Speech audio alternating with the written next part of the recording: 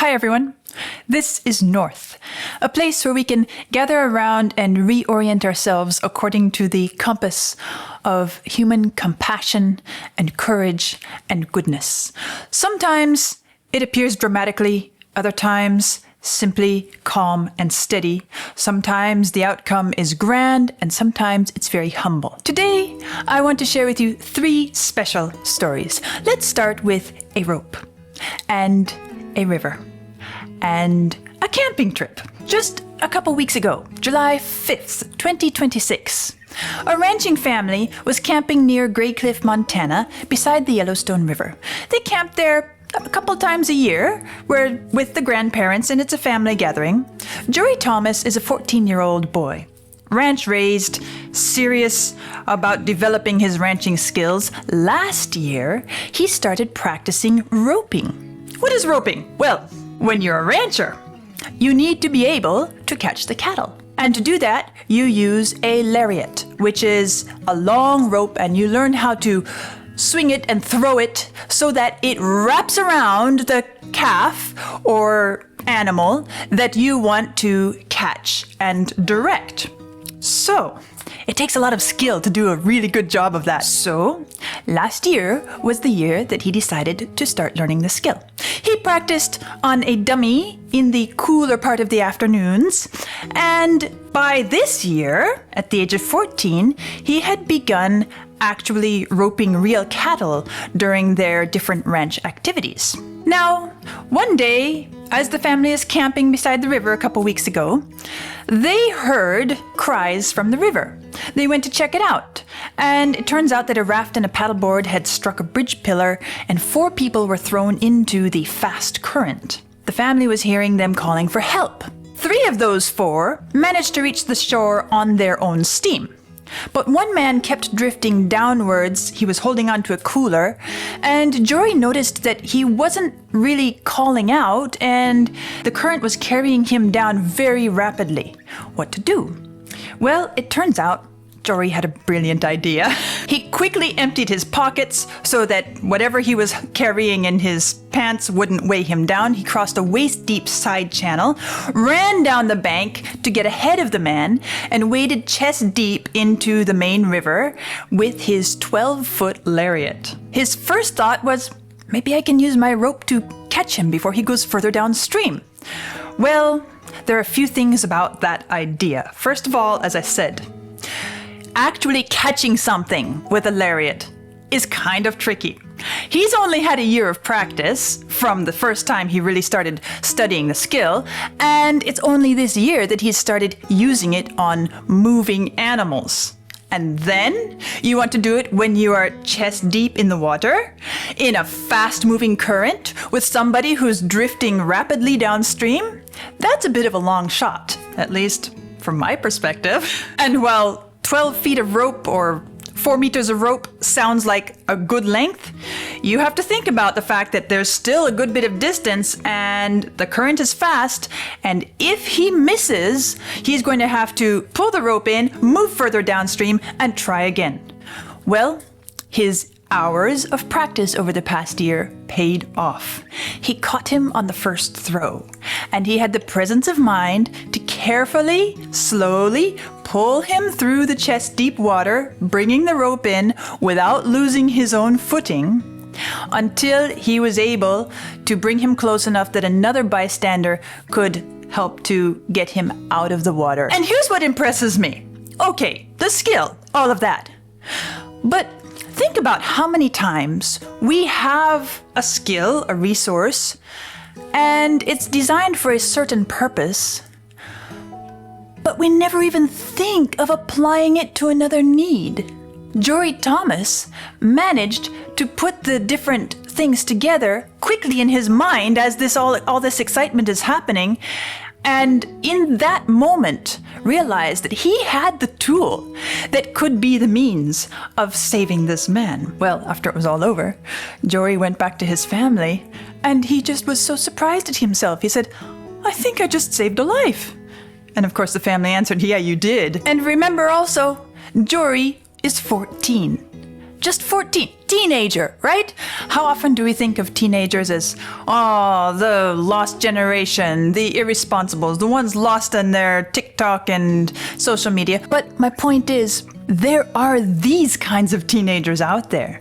And these teenagers are growing up and becoming the future of this world as well. Not just the ones that we despair about. And in fact, if we share these stories and uphold these kinds of models and let the teenagers out there know that they can contribute something meaningful, that their quick thinking and the lack of being channeled in a single mindset for years as an adult actually gives them an advantage in many cases. This is what we should be telling our young people. You have potential, you have capacity, you have ability. Now, let me see you fill the world with your capable hands and skills. I think that's a wonderful thing. Now, let's go from a lariat to a bullhorn, from a child to an experienced adult, from instantaneous inspiration of the moment to probably the most prepared planning and thinking a single person could do. In fact, I think perhaps a subtitle of this man, Rick Rescorla's life, could be, what could possibly go wrong? It seems like that was his attitude throughout his entire life. So who was this Rick Rescorla? Well, he was born in Cornwall in 1939. He served first in the British Army, eventually came to the United States and became a U.S. Army officer. He fought in Vietnam and later studied criminal justice and then eventually ended up in corporate security. At this point in his life, he was Vice President of Security for Morgan Stanley at the World Trade Center. Now, Morgan Stanley. Most of us have heard the name. Do we really know what it is? Well, it's a massive financial planning, financial management company. Their offices occupied 22 floors of the South Tower. 22 floors. That's a massive operation. So, Rick Rescorla, he'd been in this position for quite a long time. In fact, already back in 1990, he was working for Morgan Stanley, and these towers worried him. He asked his friend Daniel Hill to study the World Trade Center's vulnerabilities. Again, his motto seems to have been, what could possibly go wrong? Hill did as he requested and told him that the basement parking garage was a bit of a weak point. And would you believe it?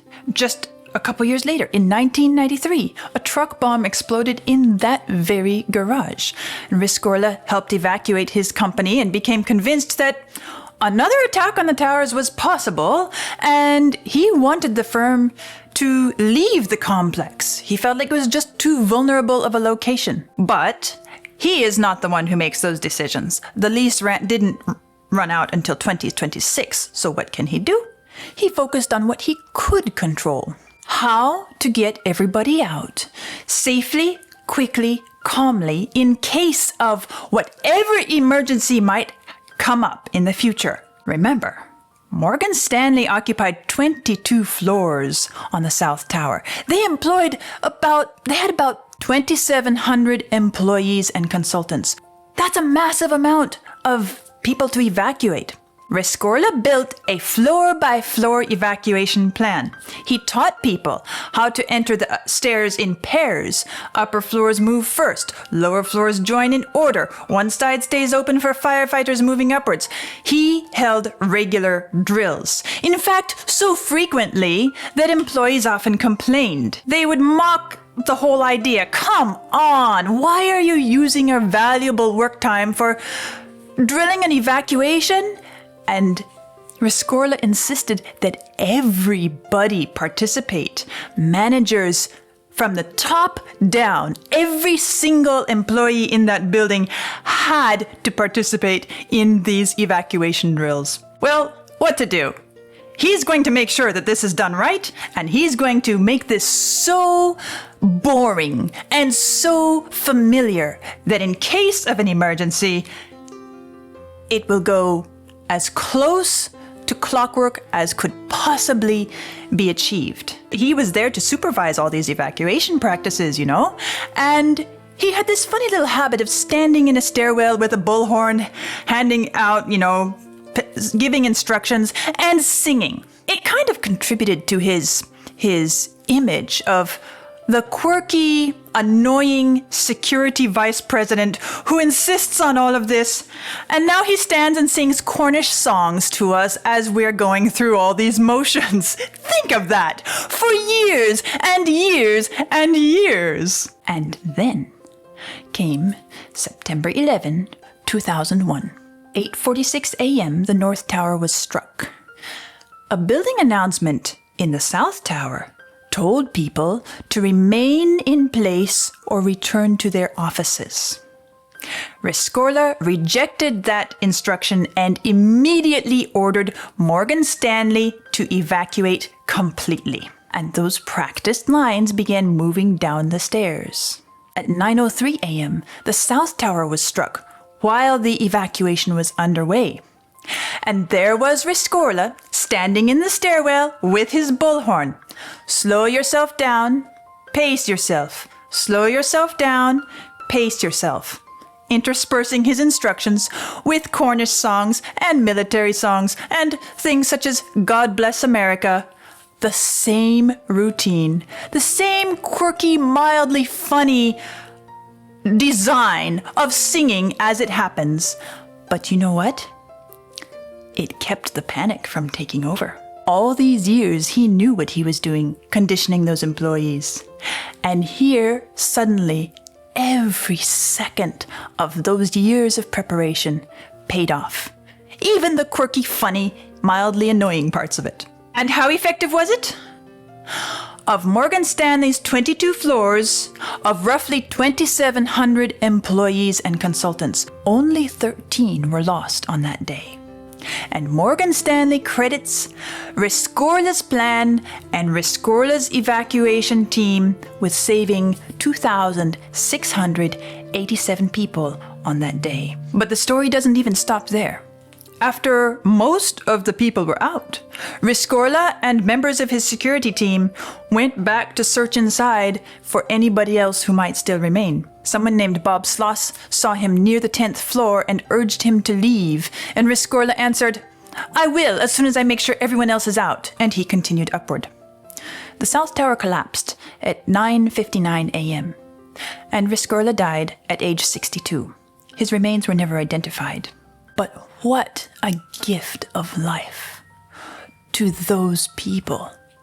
What a beautiful service he gave. He didn't just do his job and serve as Vice President of Security. Well, I want to say his motto, although I am not aware that he ever said it out loud, but his lived motto of what could possibly go wrong and what can we do to prevent it made a life of difference to those people on that day. And the man who spent years teaching people how to leave was last seen climbing back toward those who might still need him. When I first read about Rescorla, I immediately remembered Dr. Francis Oldham Kelsey. Remember that one a few episodes ago? Neither of them had glamorous jobs. Both of them were simply committed to doing their job as it should be done. Right.